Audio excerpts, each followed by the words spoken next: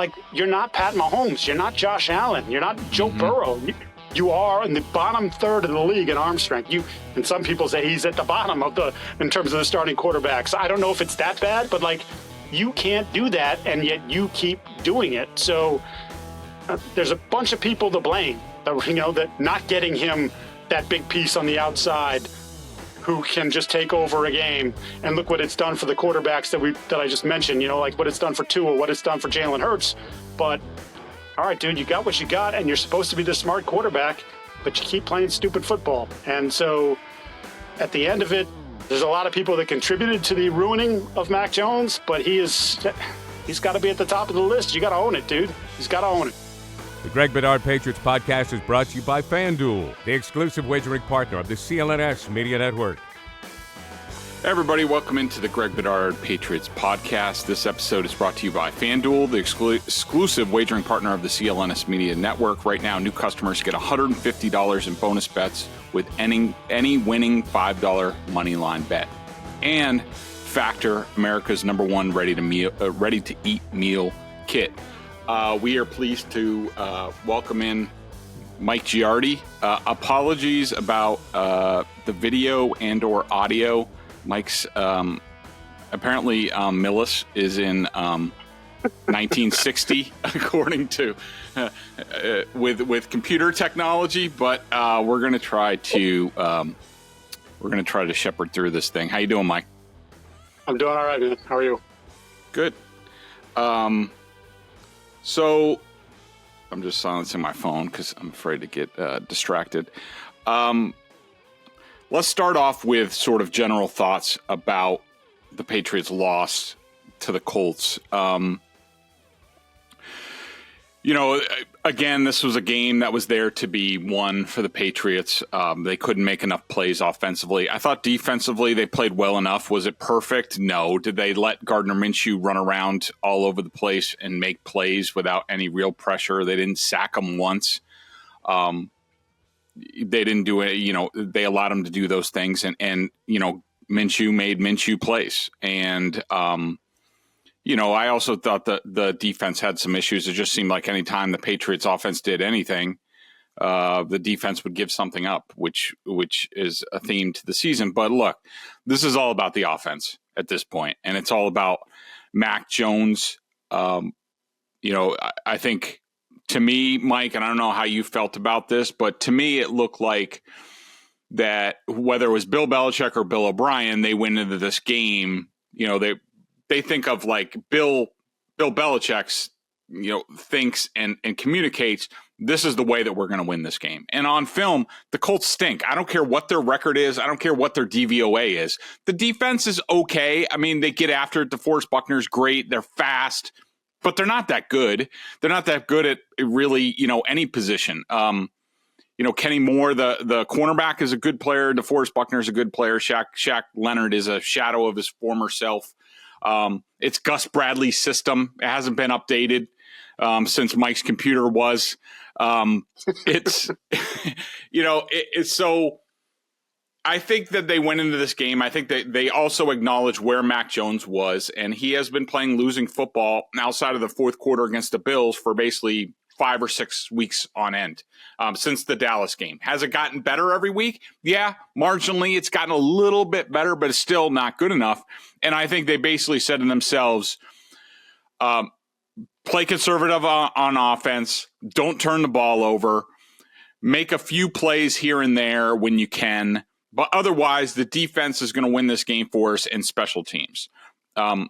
The defense did their job, special teams and the offense did not. And it looked to me that they came out with the game plan of we're going to be very conservative. I wish they would have run the ball a bit more. I know they came out, I think they ran on 8 of their first 12 plays, but then that sort of evaporated for a time.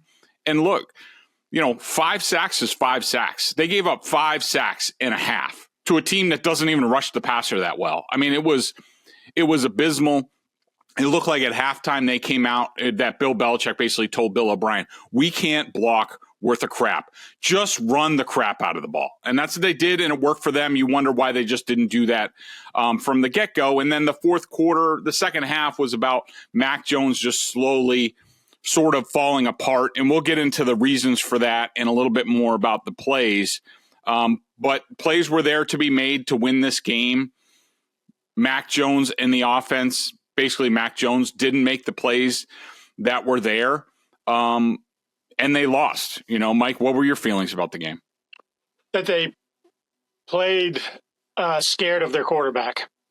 That's to your point, running 8 of the first 12 plays, and they got away from it again. Then in the second half, it was just like, I don't trust this guy to do the right thing when there's pressure in his face, which there was pressure in his face, as you said. 5 sacks in the first half is ridiculous, but to get inside the red area and be like, we're just going to hand it off, and then when you finally allow him to make throws, I mean, he makes a god-awful throw to Hunter Henry in the end zone that should have been picked off. And maybe Hunter, I don't know your view, maybe Hunter didn't run exactly the right route there, but quarterback's got to put it on him. He didn't do it. Lucky he didn't get picked there. And then obviously the one to Gesicki, which, I mean, Vidarian Lowe's in the process of getting beat, but if you look at the separation, he had probably 3 yards before that defender was going to stick his helmet into his rib cage. That's more than enough time to execute that play and stand in there and deliver. And it actually reminded me, going all the way back to the Dallas game, when I think we saw signs of him being really sped up in that game early on, where he had Gesicki, if you remember, Gesicki running across the formation in the back of the end zone, and Micah Parsons absolutely abused Trent Brown, and he's coming. He had 5 yards on that throw between him and Parsons, and he still threw with this horrible form, legs even, on the back foot, just falling away, and the ball didn't get there. Had he let it clear for another half a second and puts the ball in like he's capable of, it was an easy touchdown. Instead, 2 defenders are involved. Gesicki, could have made the catch, didn't make the catch. They don't get a touchdown there. And here, just a brutal turnover. The kind of stuff that, quite frankly, has been happening all year. And I think if we've studied body language, right? And we've been studying the body language of these players, especially over the last, 4 to 6 weeks. I remember you actually talking about the Saints game and pointing out, Hunter Henry and Trent Brown. And if you look at that play, there's a similar sort of feel like he just did it again. Mm-hmm. He did it again. Like Gesicki's I couldn't be more wide open. All you had to do was just put the ball up there. And he didn't even give him a chance. There are too many times in big spots where he doesn't give them a chance. And that was just the latest example. You were in on Bill today. What do you think about what he said, and where do you think things stand right now as far as the team? Have they made a decision, or what do you think the timetable is on that? Well, look, so as I reported today on Boston Sports Journal, there are players that don't believe that Mac should be the starter going forward. Mm-hmm. And, there's, as we've talked about with this whole breakdown of Mac, right, there's a bunch of reasons why we got here. Lots of people are culpable for why they got here. But the fact of the matter is that they are here. He does not have the belief of most of the people in the room. I don't believe he has the belief of the coaching staff. Bills did not announce anything today. I wouldn't expect him to. It's kind of not how he rolls, right? But he did have an answer at the end of his press conference, and it was probably the best answer he gave because most of it was one-liners, right, all the way across the board. But he was asked about the idea of playing younger players, and maybe because of the record, this is the time where, the hell with it, just play some of the kids and see what you got. See if there's something there that you haven't seen thus far, the players weren't mentioned specifically, but, you could mention a Jake Andrews or a Marte Mapu, just sort of giving some of those guys increased snaps and see if there is, even Tyquan Thornton, if there is something there. And Bill said, I'm going to play the guys who've earned the right to play. And I can't put someone out there that didn't earn that right or puts us in a position where the guys around him, and I'm paraphrasing, can't trust him. And to me, he was talking about Mac Jones without talking about Mac Jones. I think they've gotten to the point now where when they look at Mac, even with the things wrong around him, they say, boy, he can't elevate. And in fact, he continues to go deeper and deeper into this hole. And I think it would be, look, there's been a lot of bad messages sent to the locker room. I think running him out there next week after the bye against the Giants would send a really bad message to the rest of the players. Like, dude has killed us a number of times. How can you go there again? Anybody else? I don't care whether it's Zappe or Greer. Just give me anybody else, and let's see if those guys can't make the killer mistake. And let's just see if maybe we can make some plays just because we got a new energy in the huddle. And I think that's where they've got to be at this point. Who do you think it'll be, Zappe or Greer? See, I do think it's still going to be Zappe. I think I didn't like Belichick's answer Monday about Greer, pointing out that basically he's on the scout team. I think early, the sense I got from talking to people is early when he arrived that there was some intrigue there. I agree. And now it feels like, right, Greg? It feels like there's not that there was buzz about Will Greer, but there was like, oh well, this maybe this is one of those guys that just kind of got lost in the shuffle a little bit. But in our system, he might actually have a chance. And now I don't feel like I'm getting the same feedback about Will Greer, so I feel like it's going to be Bailey. Yeah, I agree. I know people said I was reporting things, but I wasn't really reporting anything. I was just telling people that, my sense from talking to people in the building, I don't know, this was a month ago, 6 weeks ago, sort of when Greer first got there and they sort of got a look at him. Like a lot of people in the building were like, oh, we might have something here, a little something here. And there's also, I don't think Zappe has many supporters in that building obviously he was cut. I think a lot of people think Zappe's not any good. They didn't want him to be here. If he got claimed by somebody else, they would have been just fine with it when they released him. They sort of reluctantly brought him back here. They didn't have any other options because of the great roster planning that Bill Belichick does on the offensive side of the ball. And, I don't know what's transpired in the last month at practice when they've gotten glimpses of him. But I agree with you. I think that, my sense is, and again, this is Bill Belichick's call. And nobody knows what the hell Bill Belichick's thinking. Will Greer can have all the support he wants in the building, but if one man wants to see Zappe, or if Joe Judge is in Bill's ear saying Zappe's a soldier, he'll do exactly what we want, and like all this stuff, that might be enough to put Zappe in. And what's the harm? There are 7 games left. If Zappe stinks up the building, which he has since the beginning of this offseason, then you can put Greer in later. Plus, he gets to learn the playbook. I wouldn't be surprised if Mac is just straight out inactive as the third quarterback come the Giants game. Because to me, he just the state he was in that final pass, he's completely shot. It's just been a descent. And I know there are a lot of people who are like, I've never seen that before. I don't know why Bill Belichick would do that. Look, Mac Jones was done. With each increasing pass attempt, he was worse and worse to the point where he Chuck Knoblocked that pass. He was done. You couldn't put him back out there. You didn't know whether he was going to throw the ball left, right, center, or backwards at that point. And so I had no problem with the decision to put Zappe in at that point. I don't care if it wasn't fair to Zappe. That's the role of the backup. If Mac Jones got hurt on that pass, Zappe's got to go in. That's his job. That's the way that it is. You got to be ready to do your thing. Real quick. Hey, Greg, the fair thing is the dumbest thing ever. It's a perfectly illustrated point. Fair? Being the backup quarterback is not fair. You have to be ready at a moment's notice. It's why we used to give credit for Bill, right, in the preseason when in the middle of a series, all of a sudden Brian Hoyer would have to come in, with totally cold, not having any idea that you're going to enter the game. That's your job. That is the very definition of your job. You have to be ready to be instantly plugged into the game and provide instant offense when you're plugged into the game. You got to be Vinnie Johnson for the Detroit Pistons. You got to be microwave coming off the bench. That's the role of the job. And I have no sympathy there that he was put in a rough situation. Yeah. Real quick. Jack Jones and J.C. Jackson. What the hell is going on there? And why the hell is J.C. Jackson still here? After somebody reported that he didn't even show up to the hotel on Saturday night before the Commanders game, he still is allowed to play. He's still on this team, but Jack Jones is gone. I know you've done some reporting on it.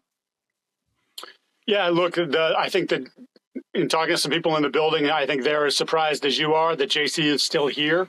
And maybe that decision is coming. In fact, I know some people would like it to come because I just don't think that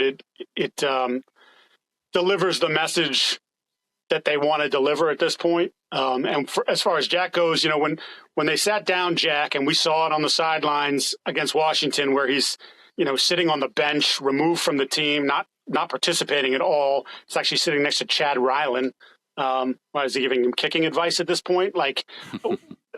And then, he comes in and he played 30 snaps in the game against Washington.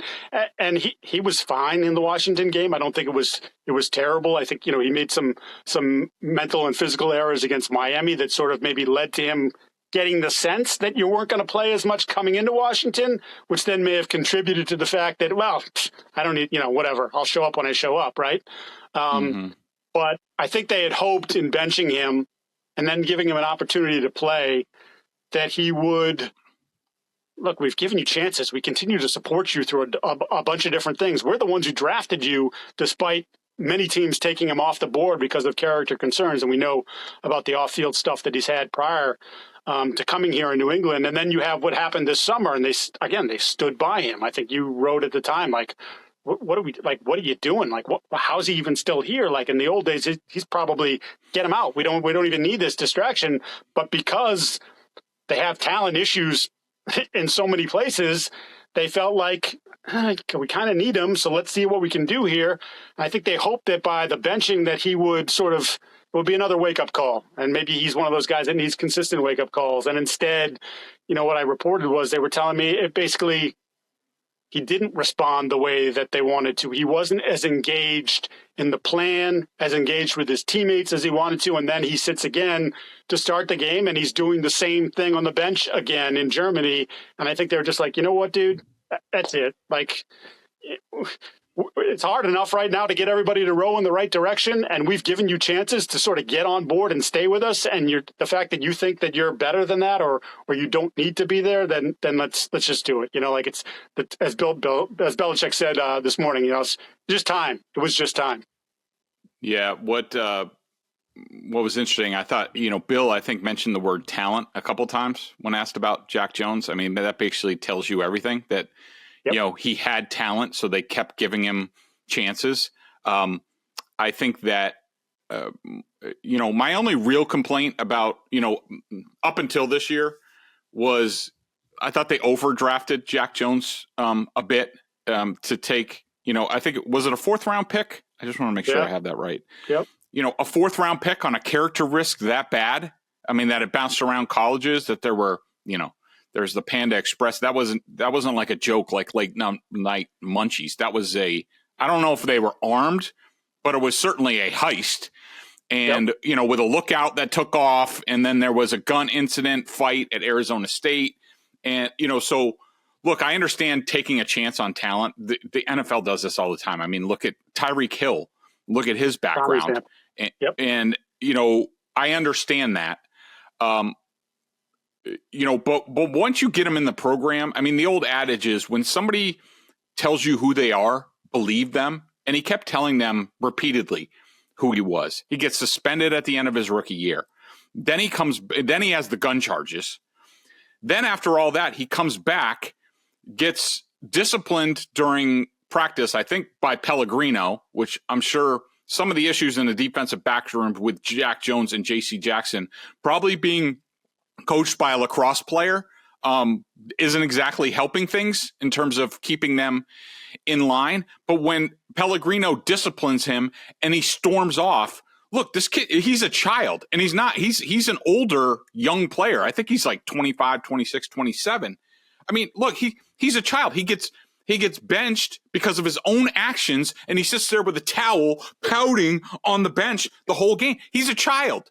He's not a professional. And so he should have been gone any number of times before that. So, thank goodness that's over. I don't really care what he does here. It's just, to me, it's a matter of time before J.C. Jackson's gone. I mean, this is ridiculous. If it's true that he didn't show up at the team hotel, they should have been like, pack your bags, don't even come back. I can't believe we're at this point with this team. But this is what happens when you let talent and you can't draft and all that stuff.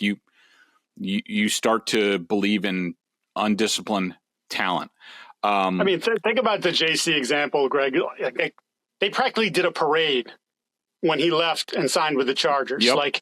And I know there were reports at the time that they had offered him some money. It was BS. It was BS, just like the Malcolm Butler offer at the time of, that came out after the Gilmore. Oh, yeah, we offered him the same cash. BS. They were trying to save face and put it on the player. They were thrilled that JC went. They had had enough of JC Jackson and his way of doing business, and the fact that they felt like they couldn't trust him off the field, and there were times they felt like they couldn't trust him on the field. They had to bring him back, right? It was he knows the system. We're desperate. We'll try it. The Chargers are paying the full freight basically on this thing. It's we can get him back on the reservation, and it took 2 weeks for him to start to show exactly who, as to your point, exactly who he was again.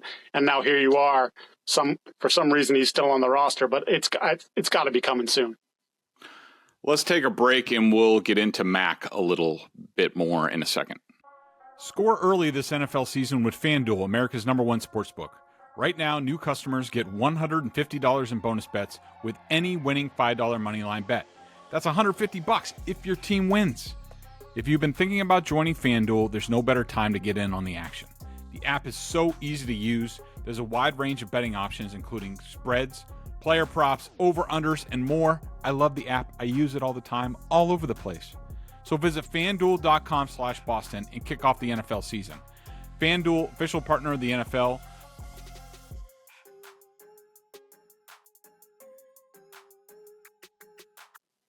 Okay, Mike, we're back. Let's talk a little bit. First, I want to talk a little bit about Mac in this game, a few of the plays. Now, I broke down all the sort of critical plays, including the third down sacks.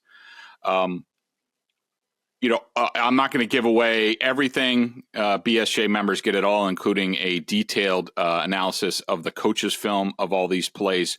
But let's get into the second half plays. The play, the 3rd and 3 play from the Indy 17, 8:50 left in the third quarter. This is the play where Bill O'Brien went off on Mac Jones. So the way I read this play is I think Bill O'Brien had a perfect play call for this defense. They anticipated cover 2 by the Colts. That's what they got.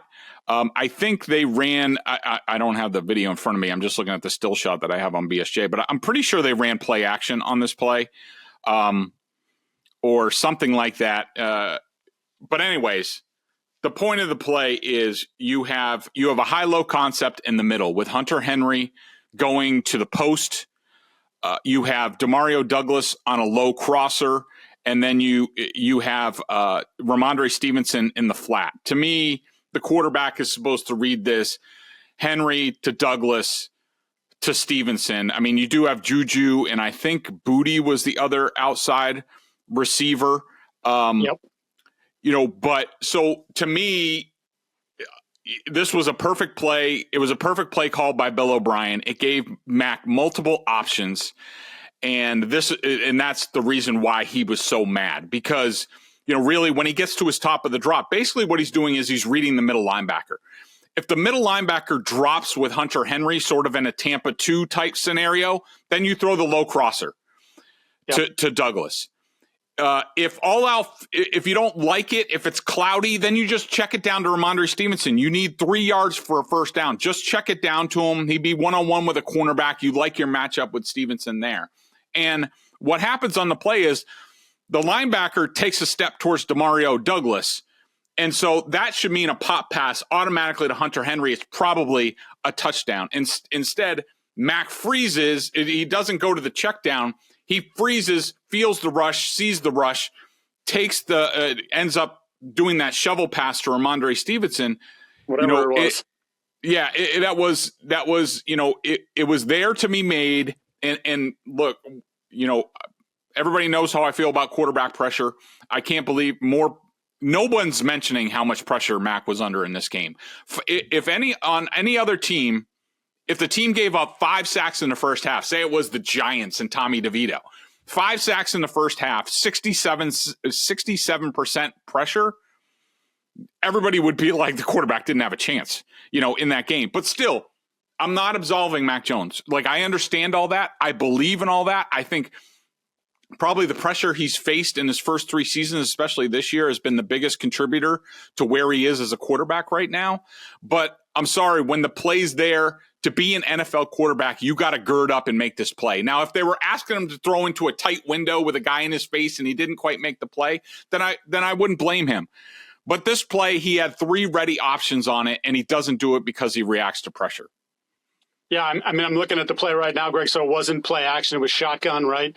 As you mentioned, he does, because of the way the linebacker reacts, the middle backer reacts, all he had to do was pop it over his head to Henry, who's headed towards the post. It's a touchdown. But even that, okay, if you don't see it or you just don't trust yourself to make that throw, he could still go to Pop here. As Pop starts, because of the way the linebacker dropped and the other linebacker started to squeeze a little bit on Henry, as I'm looking at it here, if he waits another beat, he can throw it to Pop on the crosser, and then Pop's going to be one-on-one with the corner, who's also, by the way, at this point, it looks like he's been beat by Juju, although I think he just sort of released Juju because he sees things are starting to break down. Yeah. And then lastly is the safety option to Ramondre, which is where he ends up going with that whatever. And like, I'm thinking in my head, Ramondre was running very well. It's probably the best he's run all, not even probably, it was the best he's run all year. Like, I'm trusting Ramondre. I would actually say, screw it. Just get it to Ramondre real quick. He's going to get the 3 yards. That's the way he's running. He's physical. He's finishing stuff. He's got good burst. He's making first guys miss a lot. Like, whatever the play is designed to, you had, as you said, you had 3 options, and to not find one and go to the third one as late as he did and nearly get it picked off was just another example of what I was talking about at the beginning. Like, he's a mess. They're afraid of him, and it almost, we should call this play, but do I want to call this play because I don't know that, do I trust him to execute it? And by and large, most of the time, especially here since the Dallas game, he hasn't been able to do it with any sort of consistency. There can be zero confidence that he is going to get it done in a big spot. I know he has the Bills game on his resume. Great. It's the only good game he's played all year. We're 10 games in, and that's the only game that you could say, oh, that was a good quarterback game by Mac Jones. The rest of it, there's a quarter here, there's a quarter there, but by and large, it's not good enough. Yeah. The 3rd and 5 from the Indy 5, the incompletion to Hunter Henry, that was almost an interception. To me, I don't think Hunter Henry quite ran the right route. Yeah. But I can't indict him on that. Like, if Mac, to me, it looks like on that, Hunter ran an out towards the sideline. I think he's supposed to run to the pylon. That would make more sense. I think you invite too much danger on Hunter's path. But because the pass, if Mac threw it to the back pylon and Hunter wasn't there, I would rip Hunter Henry and say it was his fault.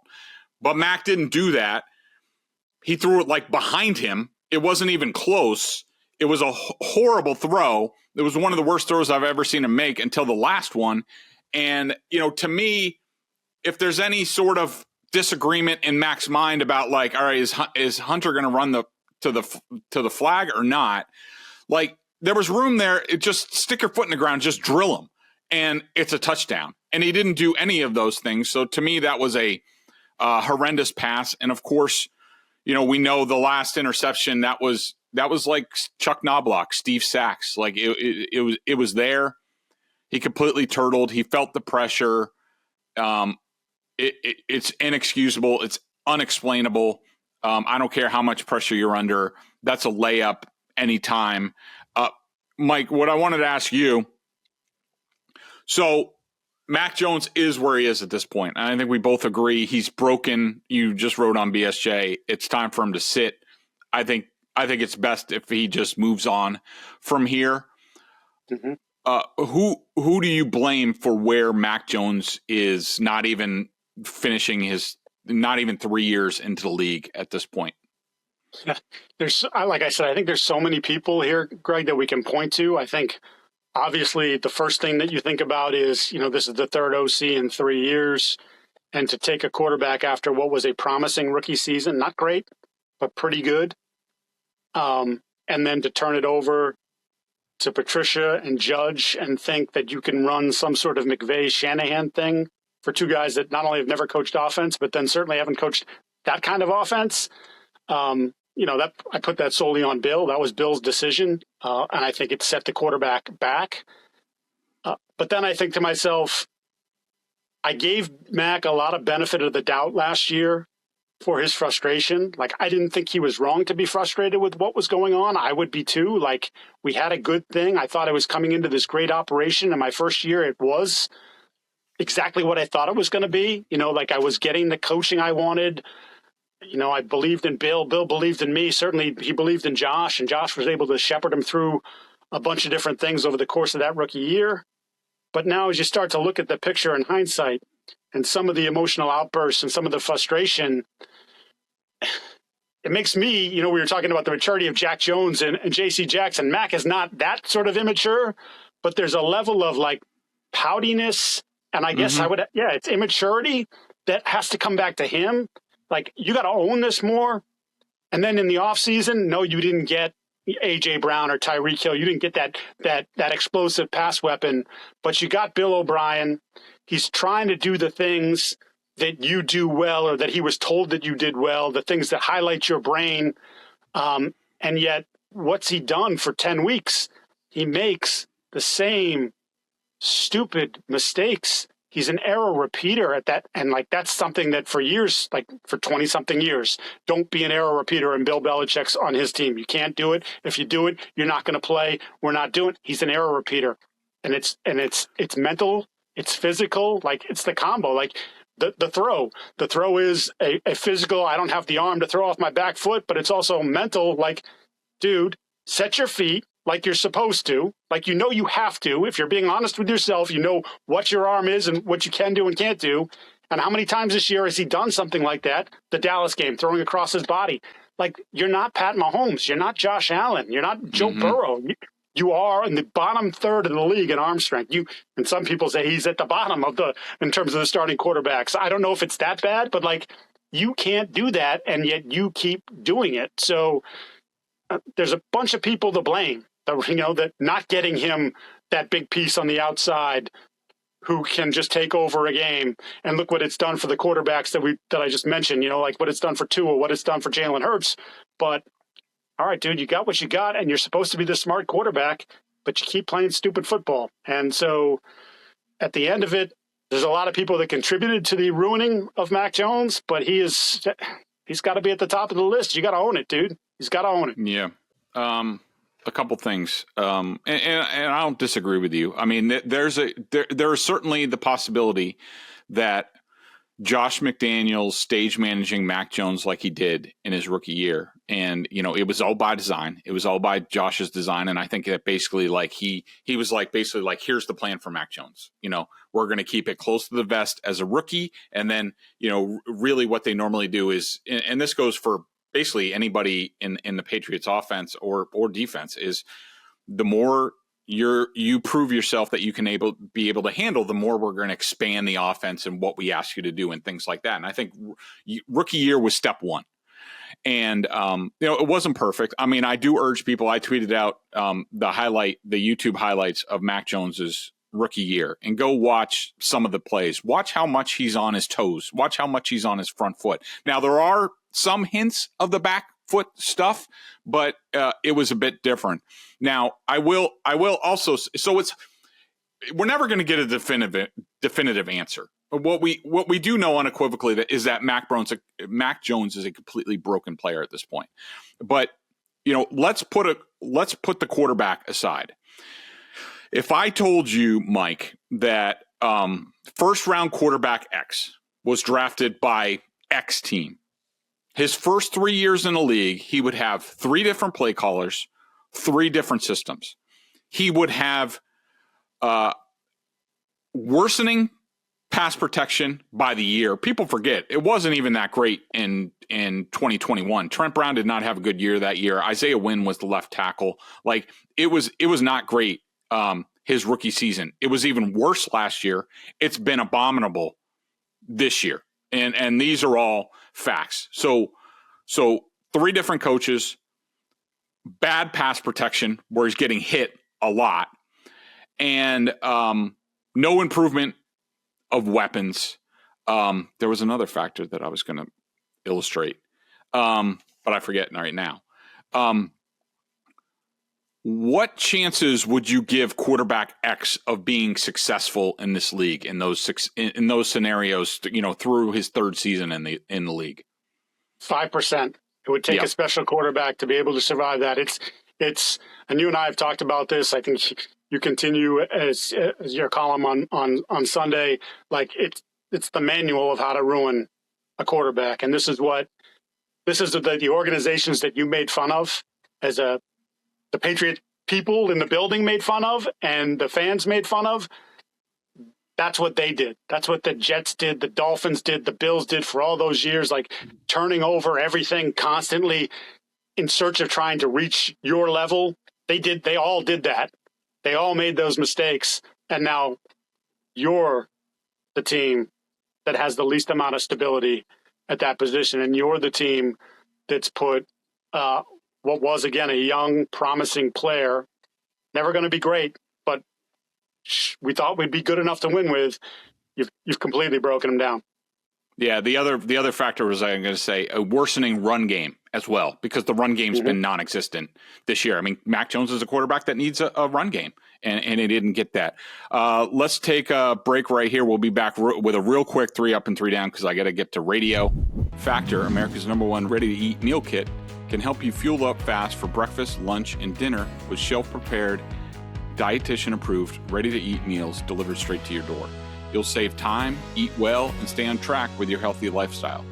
Too busy to cook this fall, but want to make sure you're eating well? With Factor, skip the extra trip to the grocery store and the chopping and prepping and cleaning too, while you're still getting the flavor and nutritional quality you need. I got to say something. The flavor is so on point with these meals, whether I had like this, barbecue chicken thing, and my wife, like we all, the number one thing when I would ask my wife about, like, what do you think about that? She's like, the flavor is awesome. And I'm telling you, it comes right to your door. I love the shipping. This October, get Factor and enjoy eating well without the hassle. Simply choose your meals and enjoy fresh, flavor-packed meals delivered to your door. Ready in just 2 minutes, no prep, no mess. I'm telling you, you guys are going to love this. Head to factormeals.com/Bedard50 or use code Bedard50 to get 50% off. That's code Bedard50 at Factor.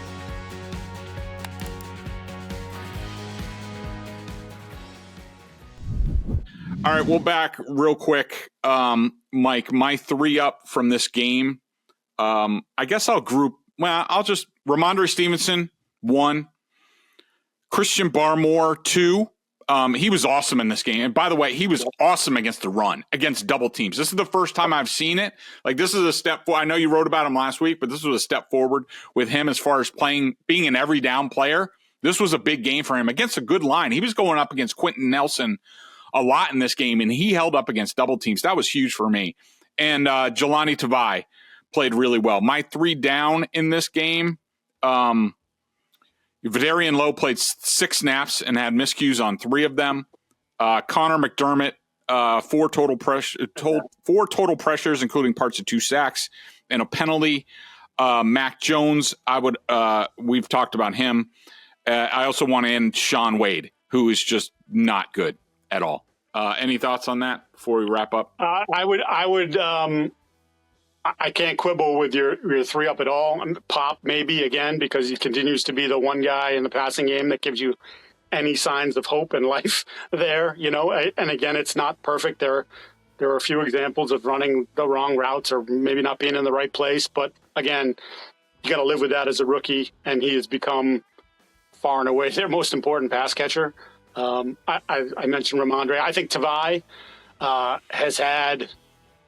he's kind of had maybe incredible is too strong a word, but he's a much better player than I thought he was. I thought he was just a guy, and maybe he's having an out-of-body experience. But boy, it seems to me like week after week, Greg, when I watch Jelani, I go, he's in the middle of it. He's in the middle of it all the time, and he's made big plays here, repeatedly over the course of this season. So he had a very good game on Sunday, and he's had a very good season. For me, I would consider, and I know the run blocking was pretty good. City So a couple times in pass protection is just Yep. Dude, like the technique is all wrong, and he just it's so quick too, and that only leads to the sort of the issues that the quarterback is having when, he clearly doesn't trust the guys in front of him. But City had a couple moments in that game where I was just like, my God, dude, did you close your eyes before you went to go make that block? Because you barely got a piece of the pass rusher. So, but all in all, I can't disagree or pull any other names out of the hat there. This episode of the Greg Bedard Patriots Podcast is brought to you by FanDuel, the exclusive wagering partner of the CLNS Media Network, and Factor, America's #1 ready-to-eat meal kit. I hope it would include meat. I need meat. Mike, thanks for joining us. I got to run, but good to have you on here, and we'll talk to you soon. Don't take no crap from Felger. All right.